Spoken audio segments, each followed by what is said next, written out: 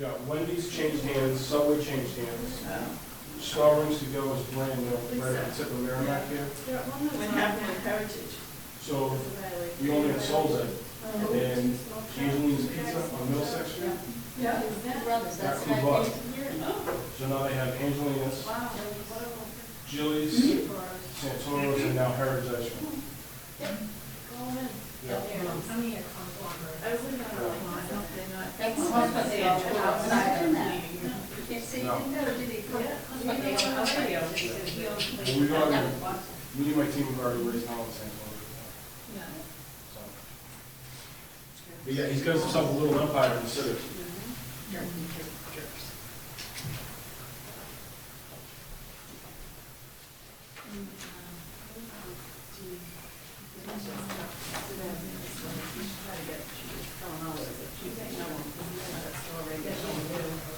Already took the cigarettes from Lowell. Well, I thought we put them in his shop and break it. A couple weeks ago. You know, by the state. I don't know. Yeah. They're what she had. Yeah, the bid was against him because it wasn't safe. What's the name? There's someone to check to see if it's there. So right across the street, they have a lab that's like the other stuff that's in one there, that's a tape. So they all go over there and then they go to the meeting and it's like, they're so educated and it's useless, but, it's just so different. All of them. Michigan State. All joined by Michigan State. One of the officers. Yeah.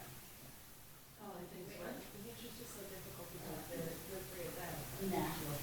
He wants them to be in there. I told her to try to talk to the governor, and he's like, and what you should say is, hey, listen, you called a hole and said, like, we're supplying the Merrimack Valley and everyone else with drugs, then you should say, well, we are just supplying everyone else with kratom, so how about you get on banning that for us? And I did. It's like, I think that most of our girls can do it. Go for it, girl. That's it.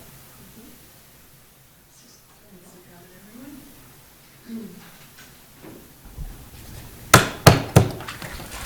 I call the meeting of the Board of Health of April 2nd to order.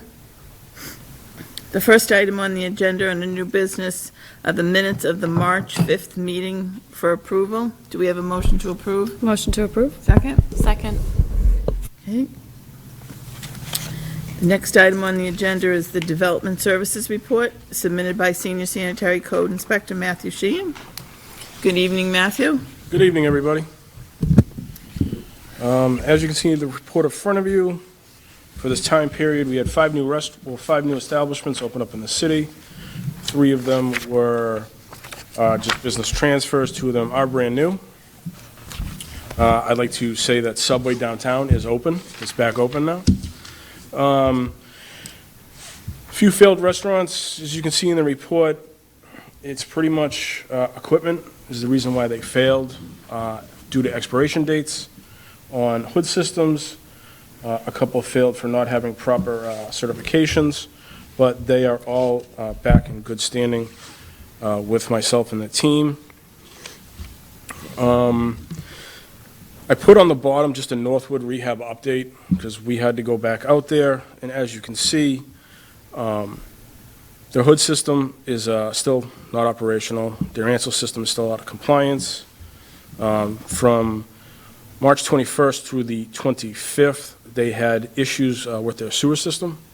They were serving all the residents in styrofoam to-go containers. They were unable to do any kind of linen service, washing of clothes, bedding, things like that.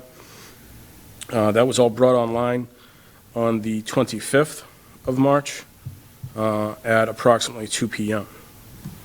I try to go out there once a week, just to see what's going on, see how things are progressing. But, when it comes to the ANSEL and the hood system, it's been months. I received an anonymous complaint at the beginning of March about businesses doing microblading in the city without permits. So myself and 2 of my team members went out. We did a Google search, and literally just Googled microblading. and 5 places came up. So in the report, what you'll see is 1075 Westford Street, unit number 203. It's called Indulgence Aesthetics. As soon as we get off the elevator to the second floor, there's a giant A-frame sign right in the hallway saying microblading. We walked in. Again, I walked in with 2 of my team members, and they spoke to the woman and asked if she was, in fact, doing microblading. She was. She brought us down to the room where she does it. And it was confirmed that the microblading machine and all the things that go into microblading, because I'm not a pro about microblading, but it was confirmed. I issued the owner a $300 fine. It is my understanding that she has come in and paid such fine, and I explained the process of what to do in order to get said permit. Has she applied for said permit? Do we know? No, she has not. So she should be closed to microblading. That is correct, yep. And there is there's some language in the ordinance that if she has been issued a fine, that the board does not have to give her a license if they don't want to. So she'll have to come in front of you to decide if you wanted to give her a license or not.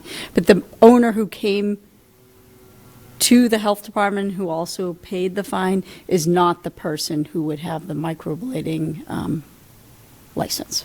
She's not the one who was the offender. So the Indulgence Aesthetics is open for, like, there's other things within that Yeah, so there's a building? hair salon on the Okay. first floor, and then on the second floor is Their med makeup. I'm sorry. Yeah, it's their med spa. Yes, yeah, exactly, yeah. So when you go into the facility, it's the very last room was where they were doing all the microblading. And the other 4 that you Googled that came up? So 3 of them were, they weren't doing it at all. And then one of them we couldn't get into. They have odd hours, but it's still on my list Okay. to check out. But everything else was unfounded. And then right at the bottom, it is the month of April, so I will be going into, or somebody on my team will be going back into the schools. It's the 6-month mark for all the public schools, so we will hit all of those schools this month. Okay. And ladies, that's about all I got tonight. Thank you. Thank you very much. All right, have a good evening. Next item on the agenda for review is the Tobacco Control Monthly Report submitted by CISA.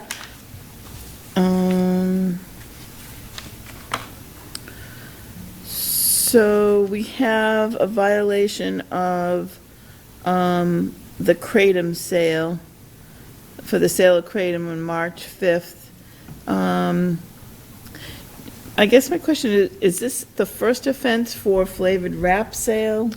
I think he's been in for flavored Flavored wrap wraps, before. I think don't think so. I think the day that he was Because here. $1,000 would probably be not the first offense, right, for sale of flavored wraps? I'm not sure if it's the first offense, but it was due to the amount he was selling, maybe. So it was due to whatever Caesar found, so. I think hemp, remember there was something about hemp wrap, he brought 2 different products and said, how would you know which one? Okay, that was. But he has Yeah. since paid, the owner has paid both of these since this packet has been printed. Both of these fines have been paid. Okay, so, and I assume that Caesar will follow up that he doesn't continue to sell Kratom. Correct. Okay. The next item on the agenda is so I think, so there's in the tobacco control report, there's an annual report on the tobacco task force. I do think it's worth noting from the report that the good news is that the cigarette excise tax collections in fiscal year '24 decreased by $25 million, thanks to the fact that continues to be a trend of decreasing number of cigarettes manufactured and sold in the United States, as well as a decrease in the number of smokers. Been declining since 2019, declined consistently each year from 14% to down, and as of 2023, 9%. And also in the amount of smokeless tobacco sold, and an increase in the amount of inspections being done overall. I think all good news. Caesar included that in the tobacco control report. Next item for review is the Pride Star Trinity report. Also good news. I believe this is the lowest number of overdoses in a very long time, at least in the last year or two. According to this report, down to 69 for the month of February. I don't think we've seen that in a long time. Yes, when you look at last year of 103 in February and now 69, we do usually go up, when the weather gets nice, but it was a very low number. Yeah. Okay. The next item on the agenda is the nomination of the animal inspectors. We have 3 inspectors who have been nominated, Jerry Emond, Andre Caraballo, and Jacqueline Palencia. And all the information is here on them. They're ready to go. Do we have a motion to nominate all 3 as a group do we have to do them individually? Do a motion to approve, and then we just do a quick vote on all 3. No, just do all of them. I'll do a motion to approve. Second? Second. Joanne? Yes. Erin? Yes. Allison? Yes. And the next item for information is the Central Mass Mosquito Control Project, which has begun mosquito control in Lowell. Seems earlier, fortunately. The next item of the funeral director's license approvals, renewals. We take those as a group, right? Do we have a motion to approve the funeral director's licenses for 2025, 2026? Motion to approve. Second. We have first and a second. All those in favor? Aye. Aye. Joanne, yes? Erin? Yes. Yes. Next item on the agenda, under old business, is the EFI Global Report, who does the monthly sampling of surveillance for mold at the Pawtucket Memorial Elementary School. We have in the packet dated March 21st, the most recent report on mold, and Madam Director, everything looks good, apparently. Yes, the outside numbers were 360 and 200, and I didn't see any of the inside numbers over those numbers. Right, okay. The next item for review is the Cashins and Associates Air Quality Report for LHS, which includes the December, the January, and the February report, all of which we waited for and attempted to get for 3 months. And unfortunately, the December and the January report both had issues around elevated, I'll quote them, very elevated volatile organic compound levels throughout most areas that were surveyed. That was from the December 20th survey. They did an immediate investigation as outlined, found that there was welding work taking place near a certain wall.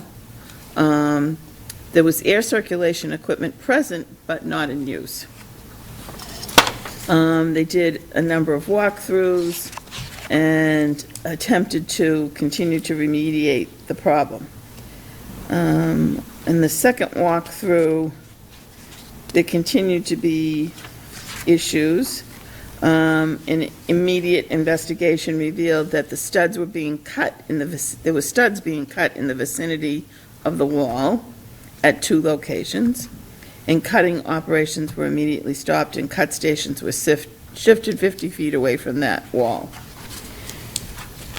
In the February report, which we didn't get till the end of March, middle of March, there were, on February 24th, elevated volatile organic compounds, very elevated throughout most of the areas that were surveyed. And on investigation, they were epoxy work was going on the floor. The mixing station was in the area of the wall.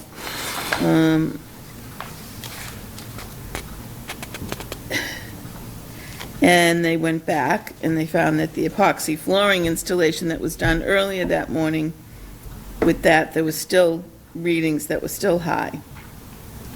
There were several barrels in the area several fans put in the area to provide better circulation. And then there was a walkthrough at 10:30 on the 24th, and noted that there was structural work taking place at the eastern end of the North Bridge, and that was stopped. And then at 12:30, they walked through another area and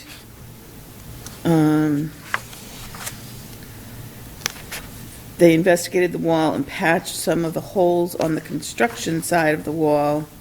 And that's from the February report. We don't yet have the March report, right? No, So- these are the three reports that we Hang on have. a second. So, the chair has had a conversation with the health director, and so there will be an attempt to get the March report as soon as it's available and ready. The project manager was having trouble getting the additional material that he asked for from the Cashin and Associates, is my understanding. At any rate, the board is interested in these reports in a timely manner. We've had this conversation before. They obviously attempted to solve the issue of these volatile organic compounds being present in the school, and I hope they'll continue to stay on top of that, but it would be helpful to the board if we received these reports in somewhat of a timely manner. It appears on the first page here, Madam Chair, that there are, it's prepared for and prepared by. Maybe we could have the secretary write a letter to these two people, and we can sign it by the chair. That'd be great. And then we can say that we need them by a timely fashion and maybe give the dates that we need them by and the importance of the board getting them. That'd be great. Why don't we try that? Can we try that? And next month, they have an extra week, because the meeting's not till the 7th. And I can give those to you. Yeah, that'd be great. Worth a try. We'll try anything. Okay, any other questions on the air quality report at Lowell High School? If not, we'll move on to the development and departmental divisional reports and updates, and I'll turn it over to the director.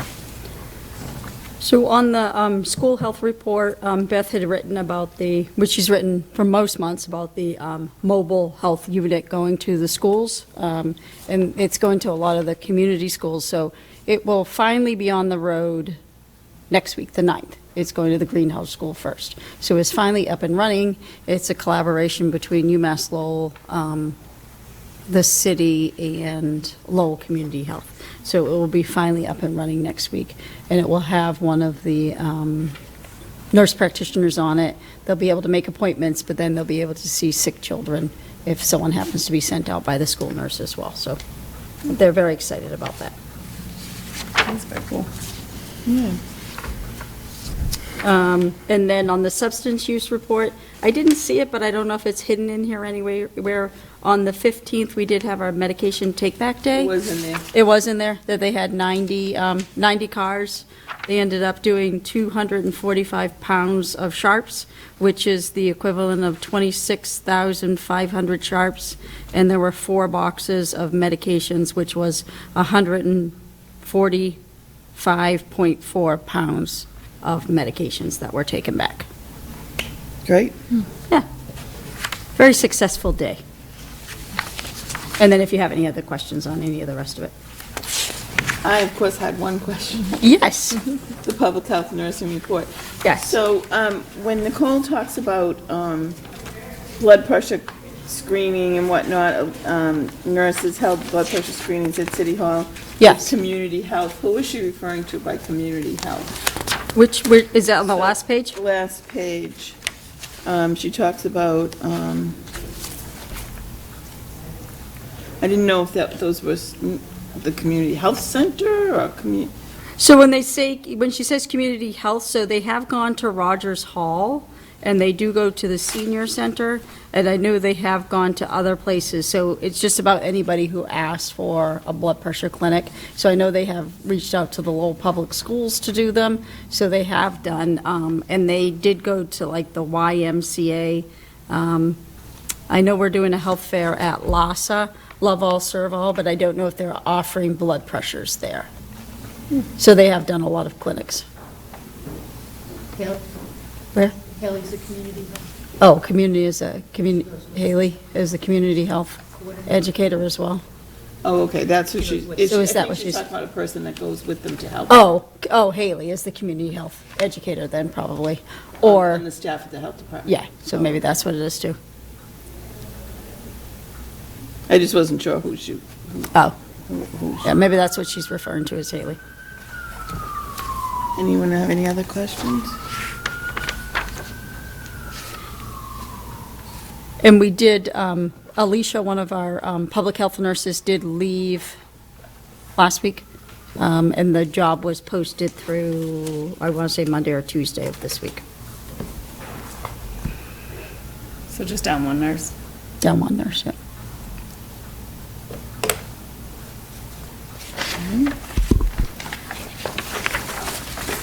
Thank you.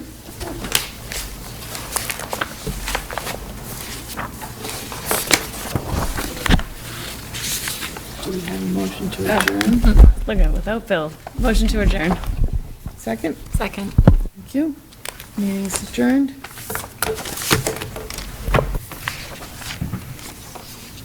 Next